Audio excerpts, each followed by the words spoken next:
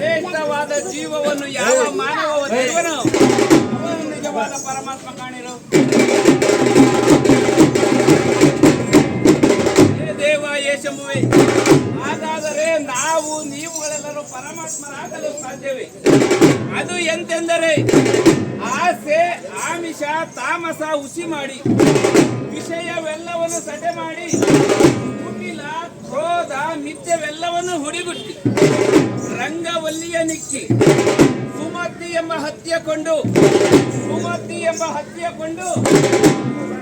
ಪಾಪವೆಂಬ ಕಸ ಬುಟ್ಟಿಯ ತೆಗೆದು ದೃಢವೆಂಬ ಬತ್ತಿಯ ತೀಡಿ ತನು ಎಂಬ ಪ್ರಣತೆಯಲ್ಲಿ ಕಿಂಕಲನೆಂಬ ತೈಲವನ್ನೆರೆದು ಜ್ಞಾನ ಎಂಬ ಜ್ಯೋತಿಯ ವರ್ತಿಸಿದವನು ನಿಜವಾದ ಪರಮಾತ್ಮ ಕಾಣಿರುವನು.